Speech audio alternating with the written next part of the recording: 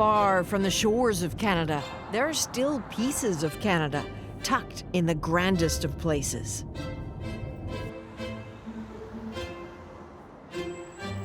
This is Windsor Castle. It is the largest, the oldest continually occupied castle in the world. 1,000 years of monarchs have stayed there. So you've seen the outside, you've probably seen the grounds, you may have seen the chapel, but for the very first time, our cameras are going right inside. Come with.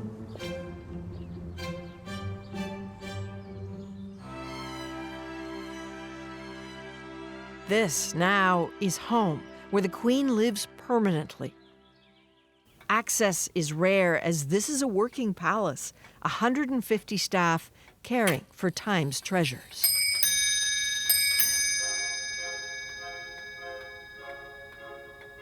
It's very rare to be allowed to film in here, because this is one of the world's great libraries. I mean, this is the Royal Library.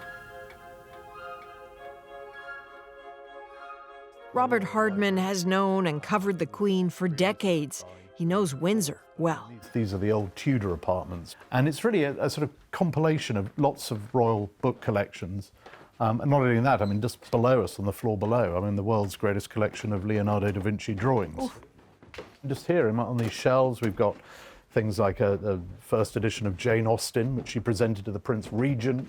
Somewhere in here, I think there's a composition that Mozart wrote when he was 11. You've got first editions, folio editions of Shakespeare, Charles Dickens. I mean, really, English literature is contained in these walls.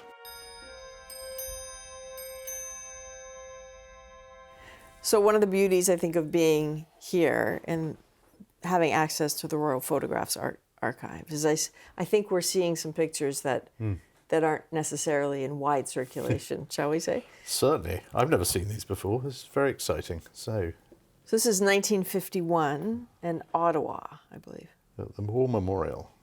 And here they are arriving. Duke saluting. Look at those cars, wonderful. All veterans. Memories of the war are so fresh. So look at the crowds. I mean, you know, this was a very big deal to see the princess, very glamorous figure then. Oh, look at that. I think that's the maple leaf brooch. I think you're right. I think there it is.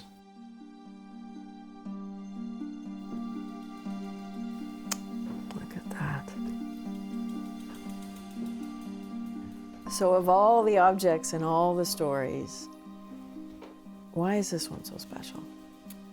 This goes back to so many aspects of the Queen's life. Above all, it goes to her love of and connection with Canada, a place she's visited more than any other country on earth. It goes back to her parents. This is the very special piece of jewellery. We should now call it a crown jewel that King George VI gave to the Queen, Queen Elizabeth, our current Queen's mother, as they set off on that crucial, that epic 1939 tour. And so then she wore it to Canada in 1951. She wore it in 1951 at several key moments on her tour as princess. Her mother said to her before she left, "Darling, you must take my maple leaf brooch. You know, this is what I wore in 1939."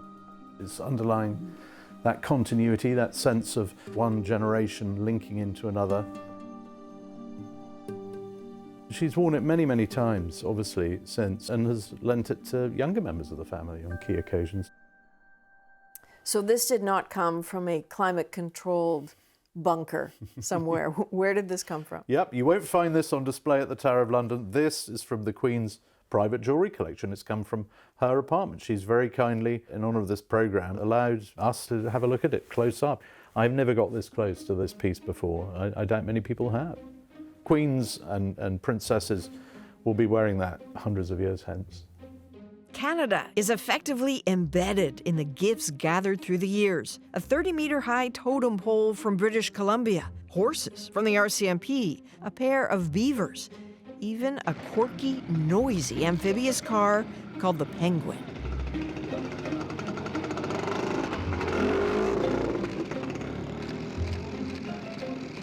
Tokens and trinkets from across the Atlantic.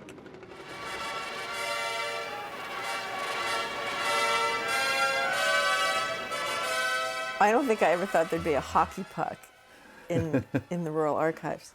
That's the other Canadian crown jewels. Well, Yeah. absolutely. Isn't that amazing? So apparently we can touch this one, Over to you. which I really want to do because there's Howie Meeker's signature, Wayne Gretzky. I mean, you know Wayne Yes, Gretzky. I mean, you know, he's the great Wayne Gretzky, and he was there. I mean, this is the Queen's Golden Jubilee year, 50 years on the throne, and she's the guest of honour at this great exhibition match.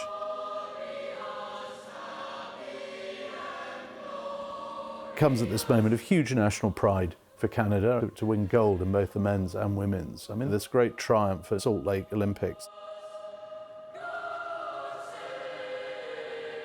She's not just on the pitch, as we would say in the UK, she's on the ice. And you say drop the puck, place the puck, drop the puck. And there was this great moment.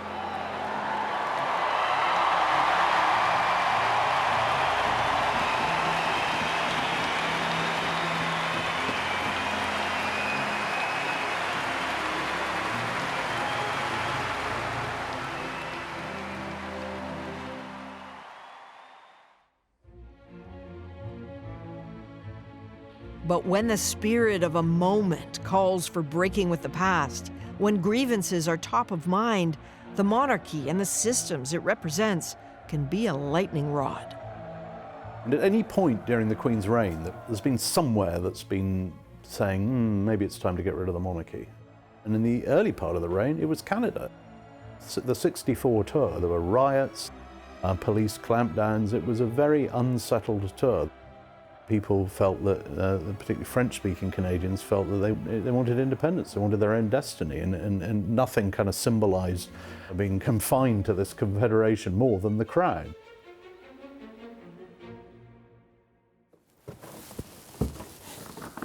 This is my tent. It's a wonderful place to be. It's part of my healing. I pasted a lot of memories on my wall.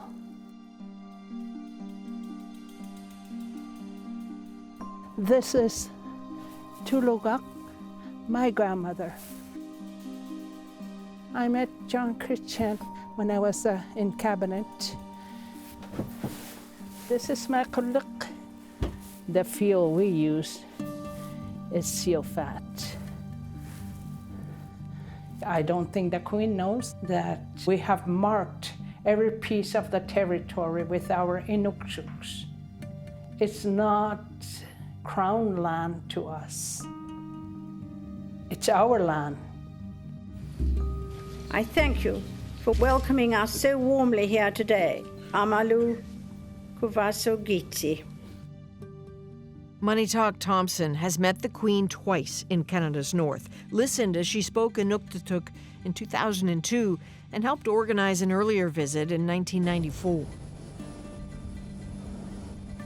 The Queen was coming into Rankin Inlet. I usually volunteered for any community activities in any town I've been in because our Inuit policies, our Inuit social value is to serve, to respect, and to welcome. But my bigger agenda item was that our town was being showcased and maybe the world would understand that we have a housing crisis here. Our roads are gravel. But at that time, we did make a paved road for the Queen. So at least we got something out of it. Had the tour been planned by the Inuit, the very people the Queen met, it would have been different. She would have met all the elders in town and be introduced to her with their Inuktitut names. But that didn't happen because she's there as a queen and we are the subjects. The weight of colonialism is heavy in the northernmost communities of Canada. It just takes me right back to the classroom where I went to and where I didn't speak English, where I had to read Dick and Jane stories and nobody had black hair. I can't identify with any one of those characters. I can't identify with the Queen. She doesn't know my people.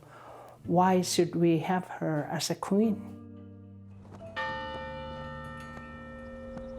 The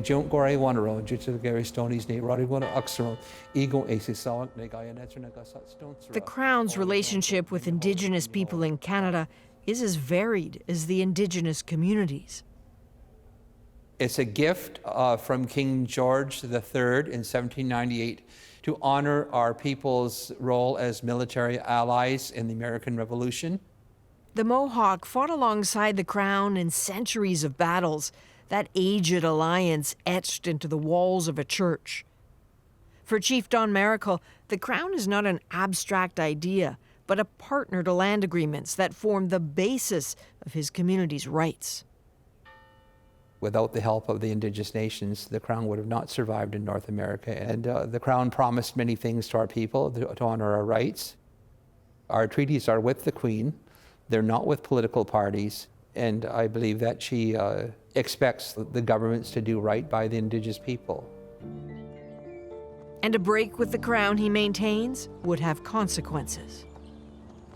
If you don't have a Crown in existence, then who's your treaty partner? And what is their historical obligation? They don't have any, because there's no continuity. Because you can't believe in the treaties and not believe in the Crown. It doesn't reconcile. We talked about reconciliation, and I did talk about the need for healing in our country. So the Crown and Indigenous relations, I think, are very sacred. And there's a lot of work being done in Canada to ensure that that relationship is upheld at the highest level. She has principles, she has values, she has concerns about the fate of the world. She can bring people at the table. It's a very special position. No executive power, but a soft power. And while her power may be soft, few in the 21st century wield anything close to the Queen's level of influence.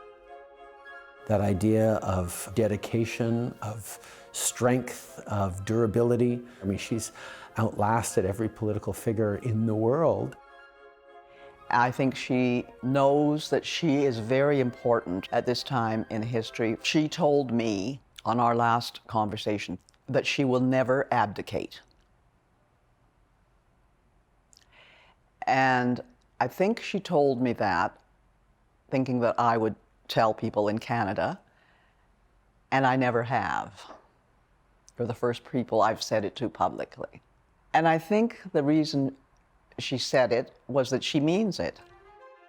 She sees herself as the stable, still point in the turning world, as the poet says. To be that force of continuity, though, means being unable to shake off the cloaks of colonialism. Mesdames et messieurs les députés. For Michaëlle Jean, Canada's first Black Governor General, that first conversation with the Queen was a real conversation. The truth's hard. The first thing I said is, it's even a bit troubling for us to be sitting together, knowing of where we come from. My ancestors were slaves. Your ancestors enslaved a lot of us from Africa.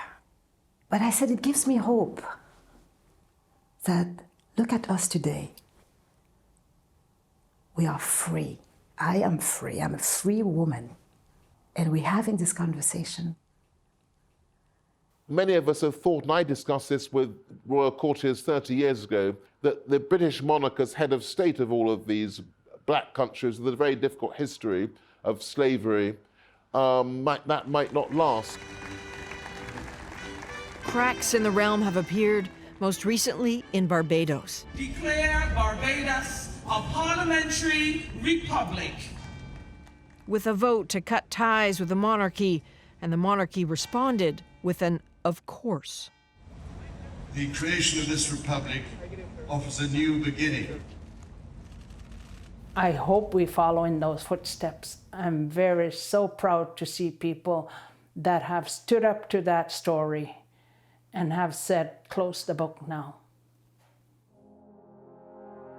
With rumblings in Canada through the decades swelling and fading, it too has a choice, has long had a choice. Does the relationship with Canada continue after the Queen? That will be up to Canadians. I mean, what the royal family have always said, it's down to you. It's entirely a matter for the people. Everyone makes the argument, well, why is it that we would have a head of state who is not even Canadian? But on the flip side, nobody wonders how the Queen might vote or how she might feel on a particular issue. There is really a sense of representing the country separate and above and beyond all the important politics of the day that I think has actually benefited Canada to a certain extent. Canada is an evolutionary country. It's not a revolutionary country. We can actually shape our system in such a way that will suit Canadians. It's up to Canadians to decide what they want to do, and only Canadians will decide it.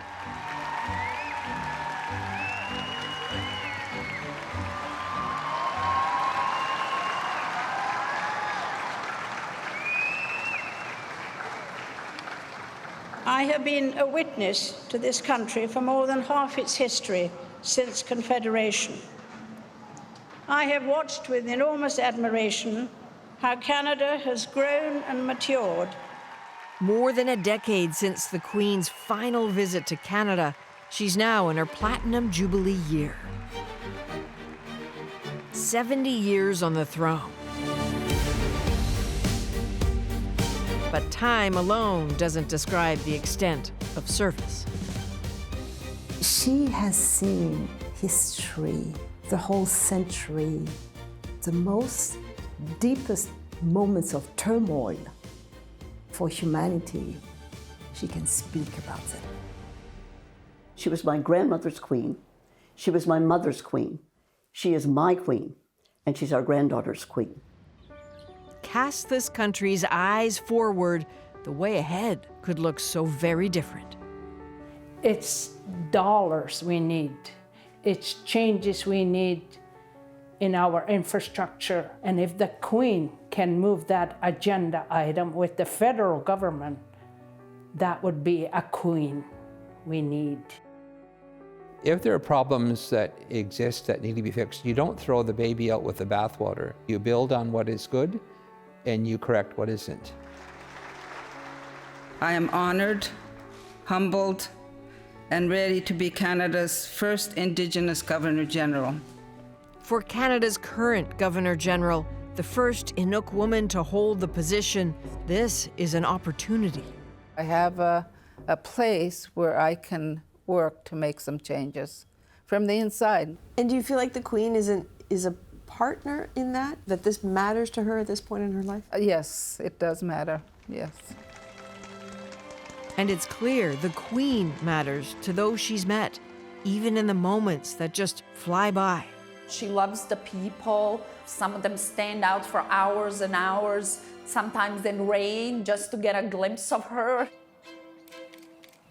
Pithy, no nonsense, friendly, still effervescent, and a live wire, full of intelligence in her eyes and her face. That there's an essential goodness and warmth and humanity that she exemplifies as a person, and I don't think we'll see her like again. Nor might there be a relationship like this again. A Canadian connection formed in childhood, nurtured throughout the Queen's entire storied life. It goes beyond old friends. It's a relationship rooted in deep history. What unites us? Well, the lady who lives over there. Literally lives over there.